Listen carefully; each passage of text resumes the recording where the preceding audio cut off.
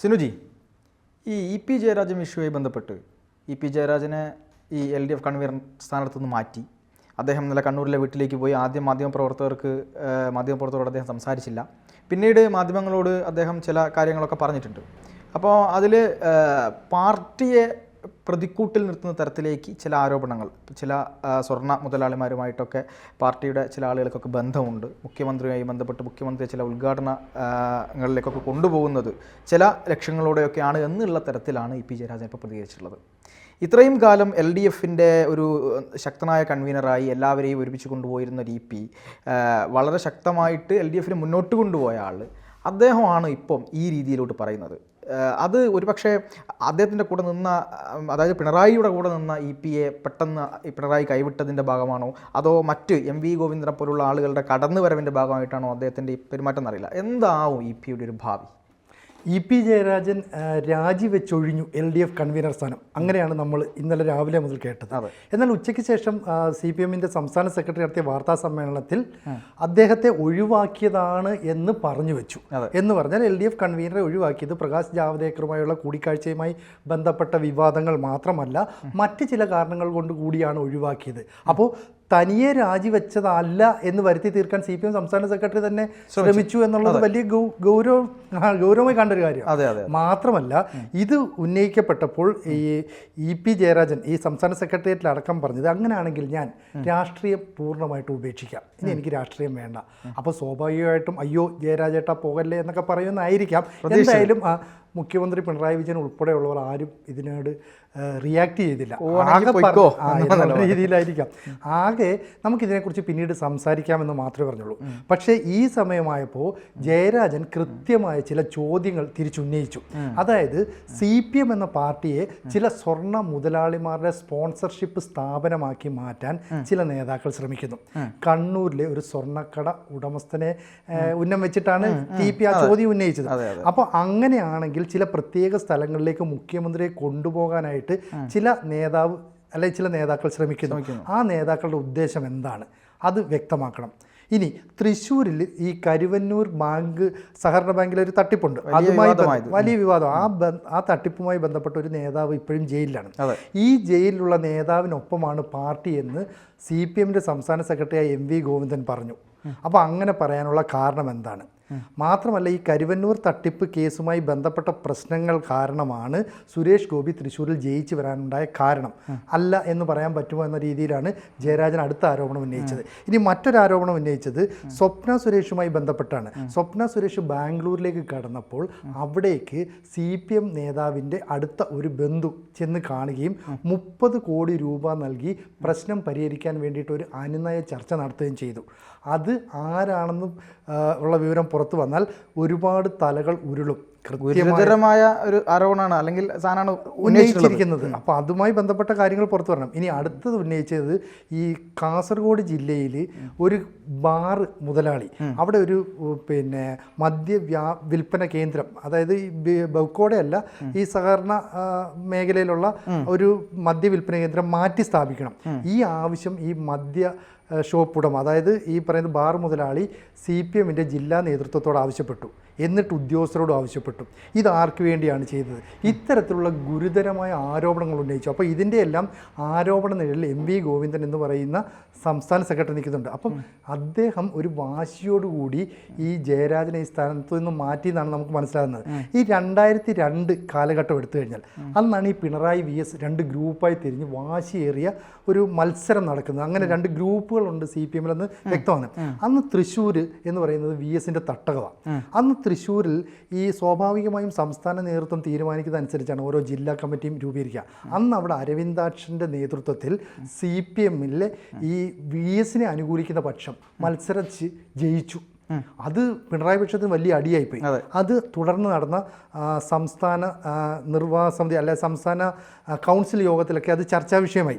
അപ്പോൾ അങ്ങനെ ചർച്ചയായപ്പോൾ ഇത് തെറ്റായ പ്രവണതയാണ്, പാർട്ടിയിൽ ഇങ്ങനെ ഒരു നടപടി ഉണ്ടാകാൻ പാടില്ല എന്ന് തീരുമാനിച്ചുകൊണ്ട് ആ സംസ്ഥാന നേതൃത്വം ഒരു തീരുമാനമെടുത്തു. എന്താണെന്നറിയോ? ഈ തെരഞ്ഞെടുക്കപ്പെട്ട, അതായത് മത്സരിച്ച് ജയിച്ച വിഭാഗത്തെ പിരിച്ചുവിടുക. സെക്രട്ടേറിയറ്റ് കൂടി തീരുമാനിച്ചു. അങ്ങനെ ഒരു തീരുമാനം ഉണ്ടാകുകയും പകരം വിശ്വസ്തനായ ഒരാളെ അന്നേരം സെക്രട്ടേറിയറ്റ് കൊണ്ടുവരണം. അങ്ങനെ കൊണ്ടുവരുന്നതാണ് പി ജയരാജൻ. അങ്ങനെ 2002 ഇ.പി. ജയരാജൻ അവിടെ എത്തിയിട്ട് വെട്ടി നിരത്തേണ്ട ആളുകളെ മുഴുവൻ വെട്ടി നിരത്തി, ഒപ്പം നിർത്തേണ്ട ആളുകളെ മൊത്തം ഒപ്പം നിർത്തി VS എന്ന് പറയുന്ന അധികായകനെതിരെ ഒറ്റയ്ക്ക് നിന്ന് പോരാടി. അന്ന് VSൻ്റെ കൂടെ S. ശർമ്മ എന്ന് പറയുന്ന ആളുണ്ട്, ചന്ദ്രൻപിള്ള എന്ന് പറയുന്ന ആളുണ്ട്, അങ്ങനെ ഒരുപാട് നേതാക്കളുണ്ട്. ഇവരോടൊക്കെ ഒറ്റയ്ക്ക് നിന്ന് ഫൈറ്റ് ചെയ്തു ഈ ഇ.പി. എന്ന് പറയുന്ന നേതാവ്. ആർക്ക് വേണ്ടി? പിണറായി വിജയന് വേണ്ടിയിട്ട്. അപ്പോൾ എല്ലാ കാലത്തും പിണറായി വിജയന് വേണ്ടിയിട്ട് ചെയ്ത അല്ലെങ്കിൽ നടപടികളൊക്കെ എടുത്ത ഒരാളാണ്. അപ്പം സ്വാഭാവികമായിട്ടും പിണറായി വിജയൻ കഴിഞ്ഞാൽ ഇ.പി. വരും എന്നുള്ള രീതിയിലേക്ക് ഒരു പ്രതീതി സൃഷ്ടിക്കപ്പെട്ടു. അത്തരത്തിൽ കരുത്തനായിരുന്നു. അങ്ങനെയാണ് 2015 ആയപ്പോഴേക്കും പിണറായി വിജയൻ ഈ സംസ്ഥാന സെക്രട്ടറി പദം ഒഴിയുന്നത്. ഈ ഒഴിയുന്നതിൻ്റെ കാരണം മുഖ്യമന്ത്രി ആകുക എന്ന ലക്ഷ്യം വെച്ചാണ് അടുത്ത ടൈമിലേക്ക്. അപ്പോൾ അങ്ങനെ വരുമ്പോൾ സ്വാഭാവികമായും പിണറായി തൻ്റെ അടുത്ത ഒരു പിൻഗാമി എന്ന നിലയിൽ ഇ.പി. ജയരാജനെ പ്രഖ്യാപിക്കുമെന്ന് പ്രതീക്ഷിച്ചിരുന്നു. പക്ഷേ അന്ന് പകരം വന്നത് കോടിയേരി ബാലകൃഷ്ണനായിരുന്നു. പക്ഷേ പിണറായി വിജയൻ ഇ.പി. ജയരാജൻ വരട്ടെ അല്ലെ വരണം എന്ന് തന്നെയാണ് ആഗ്രഹിച്ചത്. അന്ന് ഇ.പി. ജയരാജൻ കേന്ദ്ര കമ്മിറ്റി അംഗം, ഈ കോടിയേരി ബാലകൃഷ്ണൻ എന്ന് പറയുന്ന PB അംഗം. അപ്പോൾ ഒരു PB അംഗം സംസ്ഥാന സെക്രട്ടറിയായി വരേണ്ട ആവശ്യമുണ്ടോ എന്ന രീതിയിൽ പിണറായി വിജയൻ യോഗത്തിൽ ആവശ്യം ഉന്നയിച്ചിരുന്നു. പക്ഷേ എന്തോ അന്ന് ഈ PB ഒക്കെ കൂടി അതിനെ വെട്ടി. മാത്രമല്ല പിണറായി ഇ.പിക്ക് വേണ്ടി കൂടുതൽ വാശി പിടിച്ചില്ല. കാരണം പിണറായിയുടെ ലക്ഷ്യം അടുത്ത മുഖ്യമന്ത്രി പദമാണ്. ഇനി ഞാൻ ഇ.പിക്ക് വേണ്ടി വാശി പിടിച്ചിട്ട് എൻ്റെ മുഖ്യമന്ത്രി പദം പോകണ്ട എന്ന് പറഞ്ഞിട്ട് ആദ്യം ഇ.പിയെ കൈവിട്ടു. അപ്പം ഇ.പി. അതിനെയൊക്കെ ഉൾക്കൊണ്ടു. കാരണം സ്വാഭാവികമായും CPM ആണ്, രാഷ്ട്രീയമാണ് എന്നൊക്കെ വിചാരിച്ച് ഉൾക്കൊണ്ടിരുന്നു.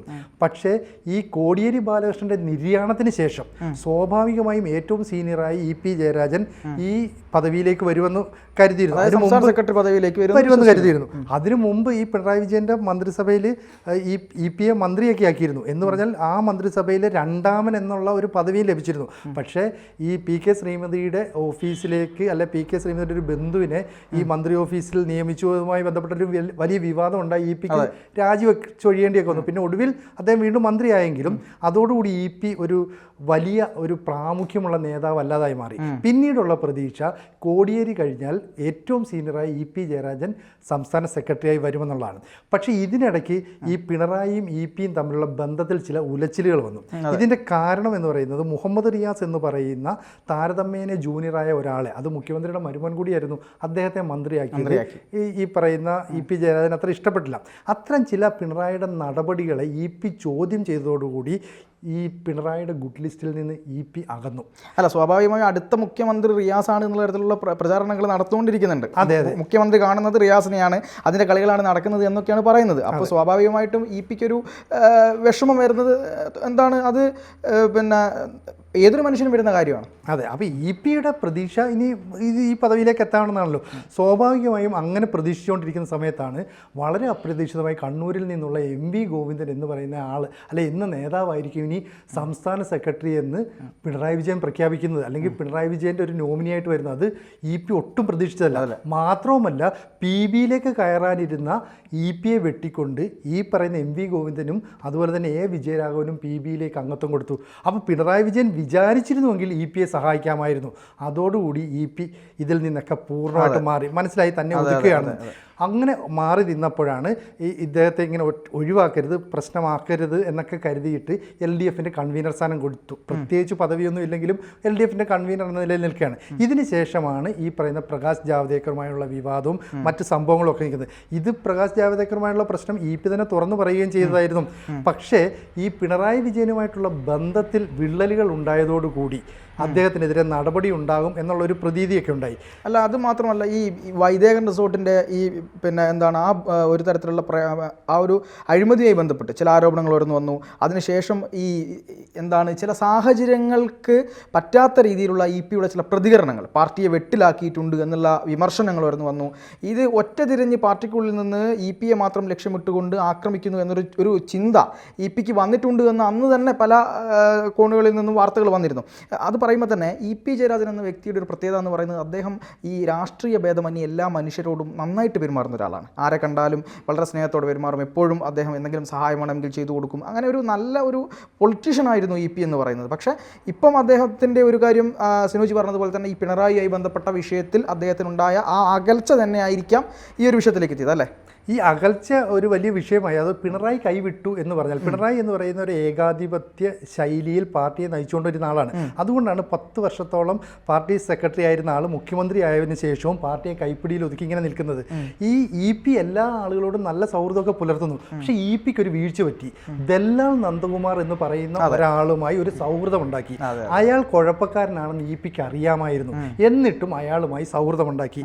ഒടുവിൽ ദല്ലാൽ നന്ദകുമാർ തന്നെ തുറന്നു പറഞ്ഞു, BJP-യിൽ ചേരാനായി TP ശ്രമം നടത്തി, ഇതിൽ ശോഭാ സുരേന്ദ്രൻ ഉൾപ്പെട്ടിട്ടുണ്ട്, ഇവർ ഡൽഹിയിൽ വന്നു തുടങ്ങിയ കാര്യങ്ങളെല്ലാം പറഞ്ഞപ്പോൾ EP അത് നിഷേധിച്ചു. പക്ഷേ ഈ CPM ഒരു ജാഥ നടത്തിയപ്പോൾ, MV ഗോവിന്ദൻ്റെ നേതൃത്വത്തിൽ ഒരു ജാഥ നടത്തിയപ്പോൾ അതിൽ പങ്കെടുക്കാതിരുന്ന ഈ EP ഈ ദല്ലാൽ നന്ദകുമാറിൻ്റെ അമ്മയുടെ പിറന്നാളുമായി ബന്ധപ്പെട്ട് വീട്ടിലെത്തുകയോ അദ്ദേഹത്തിൻ്റെ കുടുംബക്ഷേത്രത്തിൽ ഒരു പരിപാടിയിൽ പങ്കെടുക്കുകയോ ചെയ്തു. ഇതിൻ്റെ ദൃശ്യങ്ങൾ, ചിത്രങ്ങളെല്ലാം പ്രചരിച്ചു. ഇതോടുകൂടി EP ഏതാണ്ട് ഒറ്റപ്പെട്ട അവസ്ഥയിലായി. ഇതാണ് EP-യുടെ പതനത്തിലേക്ക് എത്തിച്ചത്. പക്ഷേ പിന്നീട് ഈ ഇലക്ഷനൊക്കെ കഴിഞ്ഞപ്പോഴേക്കും വലിയ കുഴപ്പമില്ലാതെ മുന്നോട്ട് പോന്നു. സംസ്ഥാന സെക്രട്ടേറിയറ്റ് ചേർന്നു. അന്ന് EP ഉണ്ടായ സംഭവങ്ങളെല്ലാം സെക്രട്ടേറിയറ്റിൽ വിശദീകരിക്കുകയും ചെയ്തു. പക്ഷേ കഴിഞ്ഞ ദിവസം PB-യിലെ യോഗത്തിൻ്റെ തീരുമാനം റിപ്പോർട്ട് ചെയ്യുന്നു എന്ന രീതിയിൽ MV ഗോവിന്ദൻ ഈ വിവരം അവതരിപ്പിച്ചപ്പോൾ EP ജയരാജൻ പറഞ്ഞു, ഇതൊക്കെ ഞാൻ നേരത്തെ വിശദീകരിച്ചതാണല്ലോ, ഞാൻ പറഞ്ഞതാണല്ലോ കാര്യങ്ങൾ, അന്ന് പ്രശ്നങ്ങളെല്ലാം തീർന്നെന്ന് പറഞ്ഞാണല്ലോ. അപ്പോൾ MV ഗോവിന്ദൻ പറഞ്ഞു, അങ്ങനെ തീർന്നിട്ടില്ല, പാർട്ടിക്ക് അവമതിപ്പുണ്ടായതുകൊണ്ട് നടപടിയെടുക്കാൻ തീരുമാനിച്ചിരുന്നു.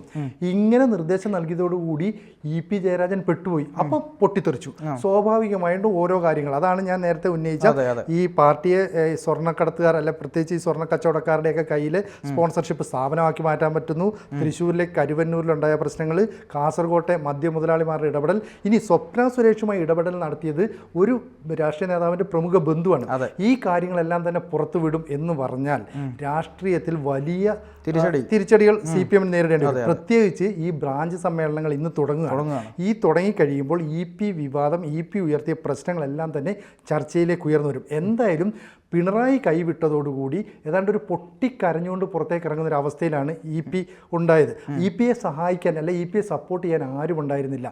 അതുകൊണ്ടാണ് പിറ്റേ ദിവസത്തെ സമ്മേളനത്തിൽ, അതായത് സംസ്ഥാന സമിതിയിൽ EP-ക്കെതിരെ നടപടി ഉണ്ടാകുമെന്ന് അറിഞ്ഞുകൊണ്ട് അന്ന് രാത്രി തന്നെ EP തിരുവനന്തപുരത്ത് നിന്ന് പോയത് മാത്രമല്ല, പാർട്ടി അദ്ദേഹത്തിന് തിരുവനന്തപുരത്ത് ഒരു ഫ്ലാറ്റ് നൽകിയിരുന്നു. ആ ഫ്ലാറ്റ് അദ്ദേഹം ഒഴിഞ്ഞു.